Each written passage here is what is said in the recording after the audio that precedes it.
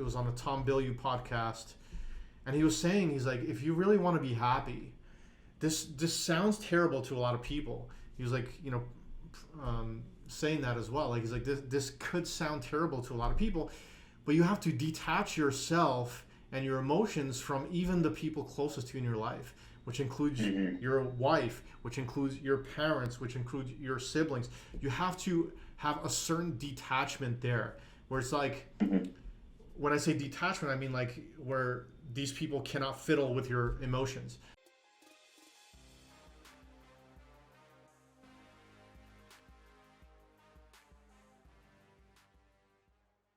So the second one is, you have nothing to prove to anyone except yourself. Yeah, I like this one. I recently said to someone in the chats, I don't know if you saw this, Jack, as well, about comparison being the thief of joy, which is part of the same family. It's something that I like to remind myself, but particularly I like to remind my kids of a lot, is because humans have a very natural instinct to compare everything in their life to other people. And then by the same token, seek the validation of other people too. Yes. And it's really hard. Like, external validation is a really, if any of you have read anything about Stoicism, basically like the main principle of Stoicism is to avoid any need for external validation, because you cannot rely on it. The only thing that you can rely on is yourself in your own mind. That's the only thing that you can truly control in your life, is the way that you react to things. You can rely on it, by the way. You can rely on it, but with a huge cost, right? Like, let's say you rely on somebody's external validation. Yeah. Essentially what you're doing is you're putting your emotional highs and lows in that person's hands. So if this person says good things about you, it's like they're controlling you like you're a puppet. Your emotions go up here. If they say bad things about you or negative things about you, your emotions go extremely low. So essentially what you're doing is you're giving them control of your emotions. 100% control of your emotions. Which is something in theory you could do, but why would you want another human that you have absolutely no control over to have 100% control of how you're feeling? It could just lead to just a lot of bad things. Like, it's just because like you can't control what this person is saying or doing. So no. Go ahead. No, and just in the same vein, like in terms of proving anything to anyone but yourself, often the person you're trying to prove it to, they might not care. They're not going to give you the validation that you've been looking for when you achieve whatever it is you set out to do. It's a thing that people have often. They get so frustrated, for example, when they have a boss and they do everything that they can to try and appease their boss, and their boss just treats them like shit relentlessly. But at the end of the day, the buck stops with you. You're the only person that you need to live with for life. You are stuck with you for life. And so being right with you is the only thing that truly matters. You can't, as we've said here, you can't control the opinions or the beliefs of other people and looking for validation from them. Whilst sometimes getting validation from other people is nice, let's not kid ourselves here. The validation of other people is nice, right? Yeah. Bringing it back to a poker context, you post a graph of 5K sample where you're crushing, and people say, "Hey, nice one." A few people say, "Oh, nice." Like, do you do coaching, this kind of stuff? That is obviously nice, and it's going to make you feel great. But the problem is the flip side of that coin is more damaging. So if you were to post a 5K sample of getting absolutely crushed yourself, then obviously you're not going to get the validation of other people. You're going to feel bad about yourself. And I would say that, as with basically anything in life, like, humans have a negativity bias. The bad feels worse than the good feels better. And so as long as you have only yourself to please, then you're not at risk of someone else controlling your happiness. And if someone else is controlling your happiness, the likely outcome is that you're going to end up disappointed at one point or another.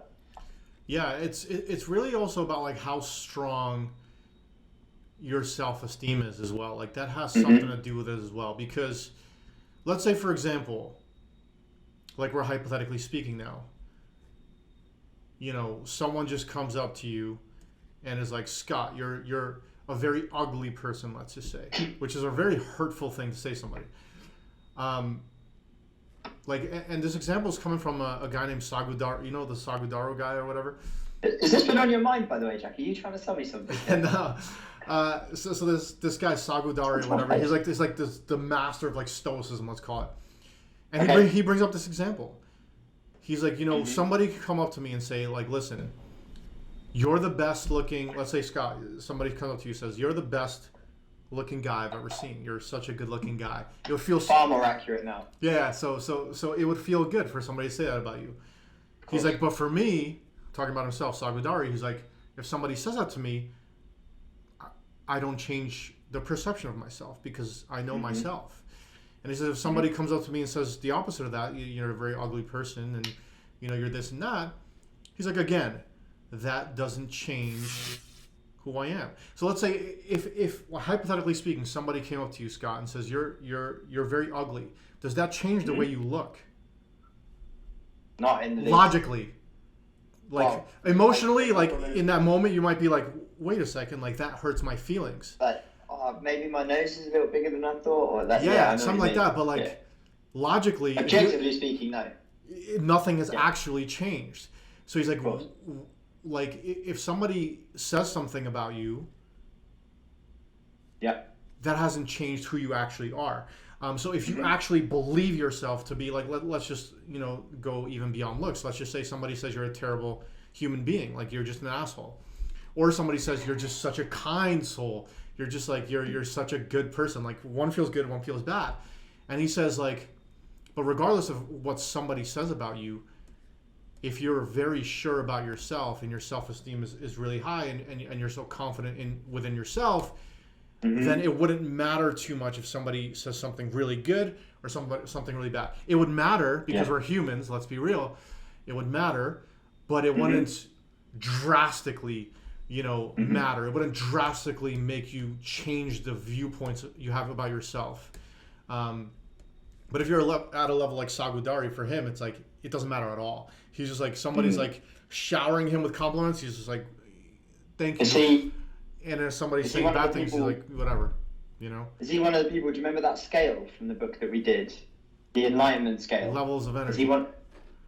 Sorry? Levels of Energy, I think, was the book. Levels of Energy. So he would be one of the people that's like right at the very top. Towards the top. Not enlightened, but towards the top. Like, I don't think humans are at a point where, somebody can just like say horrific things about you and it wouldn't affect you at all. But I think there's levels to it. Like some people will get extremely affected. Like this will dismantle their view of themselves and the self-esteem will just go slamming through the ground if like terrible things are said. Some people might feel kind of hurt for a little while, but then just like get over it. Like who cares what this person thinks kind of thing. And then you got Sagudari. That's just like what this person thinks or says about me means absolutely nothing. Which is like a point where realistically regular humans probably will never get to. But the middle ground is good. Like the middle ground is excellent. Listen, like if somebody says horrific things about your personality and things about you, as a human, that initial reaction should probably be there, where you're just like, wow, this is quite horrific. But then after you think about it, you're like, you know what, like this person could be hating or whatever. I know myself. I'm rooted in who I am or whatever. And they may have that opinion, but somebody else might not have that opinion. Like that's the thing is like, there's another book called, I forget the name of it, but it says like, if you don't have somebody that doesn't like you, it means that you're probably not, being authentic. Because there's always going to be people that don't like you. If you're trying to like please everybody and make sure nobody doesn't like you, then you're probably not being yourself. You're probably being a people pleaser. You're probably not being authentic. So there's always going to be there's people like on Team 651. I'm sure that maybe don't like you. Maybe they don't like the way you coach. Maybe they don't like the way you sound. Same thing with me. Some people are like, oh, probably I don't want to watch these podcasts because I don't want to hear Jack talking or whatever. What am I going to do? I'm going to continue to try to be as authentic as I can. Some people are not going to like this topic. They're like, oh, I don't care about this mindset shit, whatever the hell. That's just what it is. But then there's going to be a lot of people that do like it, right? So if you're not doing anything that can potentially make somebody dislike you, then you're probably playing it too safe. You're probably not showing yourself as you are. you're hiding certain things about yourself because you're afraid this person might not accept of it or this person might not like it. You know, whatever it is. So yeah, we're getting deep into, you know. There's a good phrase for that, by the way. Yeah. To cap it off, is you almost certainly heard of it. Is you can please some of the people all of the time. You can please all of the people some of the time, but you can't please all of the people all of the time. You can't. It's impossible. Like, let's say you're doing your theory videos, and somebody's like, you know what? I don't give a shit about theory. We're like, you know what? I can't. Some people care about theory. Some people don't. Some people care about exploit plays. Some people want to see this type of session. Some people want, like, you can't. It's impossible to appease everyone. Some people are just gonna be like, I don't like this. You're like, okay, like you know, some people do like it. So, you know, it's also like, just quickly, just have to address one thing here that's so important. Like anyone who was in my coaching session yesterday, when you see it on Vimeo, whatever, is that I said at the end, like, I'm open to feedback if anyone doesn't like the way the sessions are going, because they're becoming a little bit more theoretical. We're seeing fewer, believe it or not, we're actually seeing fewer streets of sims and talking more theoretical. I don't know if it's even possible, and like, I don't know if I'm veering off too far in one direction where I need someone to pull me back. And it's nice to get general feedback. It's nice to get general feedback, but again, there's going to be some people that want to see something different. Like for me too, like I do the Fish Fridays, and you know, we don't talk about theory much at all. Some people they only want to talk about theory, and they don't really like my sessions. You know, there's like, oh, I don't want to go through hands where we're talking about exploits. I want to specifically talk about GTO or whatever. Yeah. But some people want to talk about the exploit. Like, so it's like, even within that, like, and what I'm saying about my coaching sessions, I'm asking for feedback, and I'll weigh it on the balance of what responses I get. I'll weigh, you know, which direction I need to go. But sometimes we just don't perform that well. I'm the first to admit. Sometimes my coaching sessions aren't great. Sometimes I get things wrong. Sometimes when I grind, I make terrible decisions. Sometimes in my life, I make terrible decisions. And at least I don't have somebody else that I really require the approval of, because that would make me feel very sad. So it's certainly earlier in my poker career, you know, linking it back to poker, in the early days of spins when my volume was lower, you know full well that I used to try and play when the games were good and play when I felt good, and I was always trying to maintain that chip EV because I was really concerned about what my peers would think of me if my chip EV dipped. Sure. I was way more concerned with chip EV than I was with hourly, for example. So 2 tables at a high chip EV for less money, at least back then, was preferential to higher table count, slightly lower chip EV, but more money in the bank, because I was so concerned about the perception of others. And it was only really after a certain point, I mean, you know, it was in roughly 2018 when I started realizing, like, you know, I'm not maximizing what I could be. I stopped caring what other people thought. I stopped sharing pictures of my graph, and then I just... You know why though? It's like, it's because now you're so secure in yourself as a poker player because you've done the work. You know you're good. You know it's it's a root core confidence. Like where if somebody was just like at the tables, be like, Scott, you fucking suck. You'd be like, well, I'm playing like to yourself. You'd be thinking like, well, it's almost like a joke to you. You'd kind of be laughing. Like I remember there was a situation with Slayer where he mentioned something when you were like, you brushed it off like, you know, maybe 4 years ago you may not have brushed it off. You're like, oh man, maybe I do. Maybe I am terrible. You know, because you're not so sure about your skill and like, but you know, you're like, I put in thousands of hours of studying, obviously many thousands of hours of playing. Like you're just so sure you're playing the highest stakes, you're chippy. You're just like, it's hard for somebody to convince you that you're not, you know, a good poker player at this point in your career. I suppose that's like a good way to cap it, really, is that you have nothing to prove to anyone but yourself, but be honest with yourself. Yeah. You know, like, don't delude yourself, because on the other end of the spectrum are people who delude themselves, who think they're way better than they are, you know, and then they don't seek the validation of anybody else, so nobody's there to actually say, hey, maybe you're getting a little bit carried away, for example. So I guess being at least an honest, not a harsh self-critic, but an honest self-critic is important. Self-awareness is really, the key there, where it's just like, you know, if, you know, like for example, you got to be self-aware. You know, if you're if you're, for example, you know, playing $50 games and at like, you know, like an average chip EV and you're thinking you don't have anything else to learn, you've got to, calm yourself down and be more self-aware in that situation. You got to be like, you know what, Sure. I do have things to learn. So you don't want to be, delusional either, where it's just like, Mm-hmm. let's say, for example, like, you haven't taken a shower in like 2 weeks, and your beard is like, up to here, your hair, you haven't gotten a haircut in like 6 months, and you smell So like basically, shit, most poker players. and you smell like Yeah. shit, and like someone's like, dude, you smell like shit, and you're like, no, I don't smell like shit, like, you're being delusional about it. Yeah. There's a certain line, like, also the same thing with like, there's a limit to everything. There's a certain line to everything. It's just like, people like, let's say, for example, like Sagadari, like, you don't care about how you look, so why do you ever, let's say, get a haircut or have a shave or take a shower? Like, there's a certain line to it. Let's not get carried away where you're just like, okay, I don't care about anything, and then so I'm just gonna like, forget about all the little, like, there's Yes. there's boundaries. It's a scale. There's There's a scale. Of course, there's a scale. there's a scale. There's always a scale. Yeah, there's Yeah. always a scale. So, but let's get to point number All right. 3. So and the we'll see last what point, C or 3, depending on which you prefer. Happiness is never something you should look to get from another person. You're happy within yourself, which is just an extension of the point we've just been talking about, really. it is. You it's can the switch same- it's the happiness same for as validation. validation. Yeah. Happiness, validation, like whatever it is. Like if you're looking to somebody else for good feelings, let's call it, Yeah. and you're reliant on them for good feelings, and you cannot give yourself those good feelings without a certain something or someone, then that can be an issue. Because as long as things are good, it won't be an issue. You're like, oh yeah, everything's Yeah. good, but then like when things are going bad, it's gonna be an issue. Yep. So There's really, variance in life, just as in poker, isn't there? So it's you like hit downswing. the downswings are going to come. If you have drastic upswings, there's going to be drastic downswings. That's just a guarantee. So it's really about detaching yourself from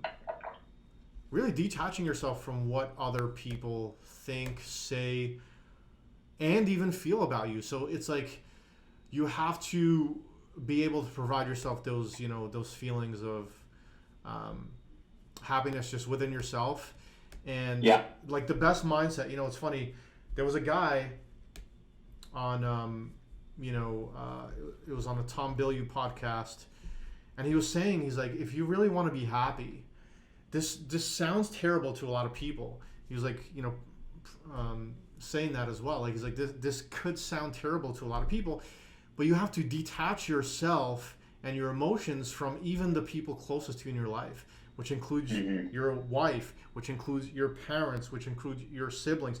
You have to have a certain detachment there, where it's like, when I say detachment, I mean like where these people cannot fiddle with your emotions.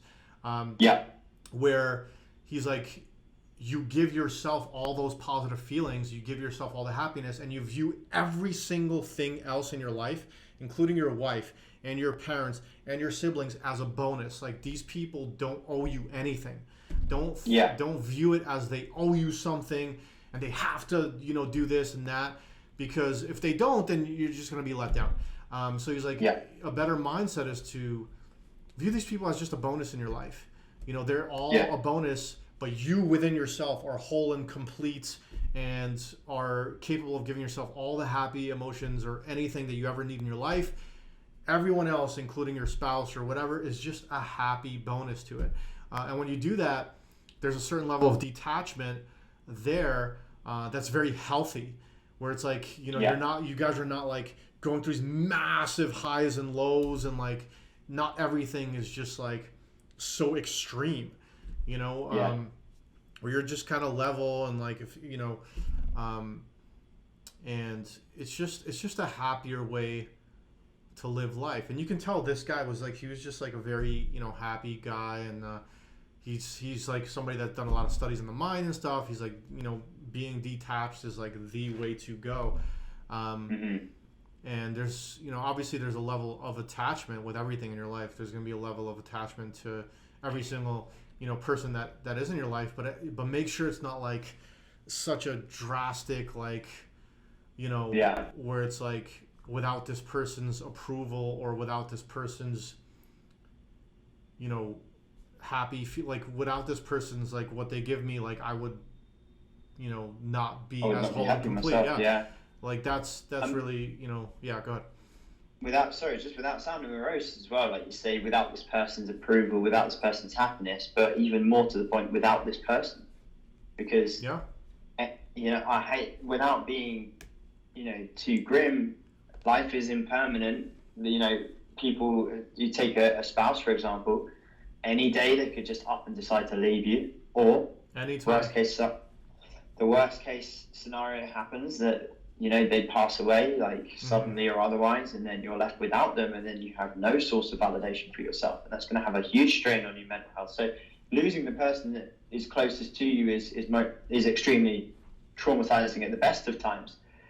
But if that's the person that you rely on for your own validation and your own happiness, well, then you're double fucked, aren't you?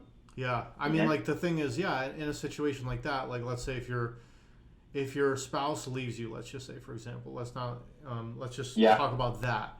Let's say like your spouse leaves you, right? Yeah. That should not feel good, but that should also not run your life 5 years down the line, 10, like, it's just like you cannot have your spouse be a part of your identity. Let's just call it that. Yeah. And when I say spouse, replace that with anything. Your sibling, your parents, whatever. It cannot be part of your identity, part of who you are. So if this person does decide to leave you or whatever, it's gonna feel terrible, for maybe some weeks, maybe even months, but it shouldn't be like years down the line where you're just like still suffering and like just cannot let it go, and like everyone knows somebody like this. I'm not going to mention any names, but there's a certain person that I know, a guy that I know, that like him and his girlfriend broke up like years ago, and he's still just like very, very just like torn about it. Like anytime he even like thinks about it or even sees another girl, it's just like he just cannot get over it. So there was like a certain level of attachment there where it was like this person was part of his identity and he would die without this person, kind of thing, which is very unhealthy. Very, very unhealthy. So I think everyone in life should practice a certain level of detachment. Because it's just healthier. And when I say detachment, I don't mean like people are gonna like listen to this and think the wrong thing. I don't mean like completely cold and like all the way down on that side. I'm talking about just like, again, we always talk about black or white. I'm always talking about the gray zone. Like the super attachment is here. The super detachment where you're just like, oh fuck everyone, I don't care about anything by myself, is over on this side. We're talking about like being towards the middle. Yeah, appreciating this person for being in your life, but sure, realizing that it is a separate being. There's a certain amount of detachment there, and just being towards the middle ground, like everything we talk about. Never all the way here, never all the way there. Yeah, somewhere in the middle there. That's correct for almost everything in life, isn't it? Yeah. Life is just a big bundle of grey matter. Yeah. The gray zone is where you want to be. But unless you got something to add, we can wrap this one up here. No, I was just going to say, I've been drinking this throughout the podcast. Like, would you like a sip? I could just just slide it. Just waterfall me. There you go. Oh, I didn't. Oh, I guess I drank some. It's just down there on the other side, man. You just grab it when you want. Okay. Yeah. Yeah. All right. So that's everything. So yeah. So let's wrap this one up for here. What I know for sure. Oprah Winfrey's short book, if anybody wants to give it a read. And again, this is our second last book podcast. So we're going to actually do our last book podcast here in a minute. And then after that, it's just going to be poker mindset stuff, going to be poker mental game stuff, downswing stuff, upswing stuff, how to deal with an upswing even, a video like that, how to study, how to use different solvers, just really... just poker-centric material. Poker-centric material. But anyway, so we'll wrap this one up here. Just for anyone concerned, just on that front, just before we leave that, Jack and I try our best always to refer back to other books that we've been over before, or books that we've read, or podcasts, as Jack's spent quite a bit of time talking about podcasts. So for those of you who are disappointed you won't get any book recommendations, we'll make sure that the book recommendations keep on coming, and we'll sort of allow them to happen organically. And everything poker mindset related is based on books. For Yeah. me. Like Yeah. anything psychology, anything we go into is gonna have like a mixture of books, tied into it. So that's not gonna go away. But like the biggest change I would say for everyone, watching, the podcasts are gonna be shorter and they're gonna be about one thing. In these books we talk about several different topics. We kind of go, here and there. It's going to be, these podcasts can be short and sweet, straight to the point, but about one thing usually, about one specific thing. That could be an issue. But anyways, let's wrap it up right here. All and right. I'll see you guys in the next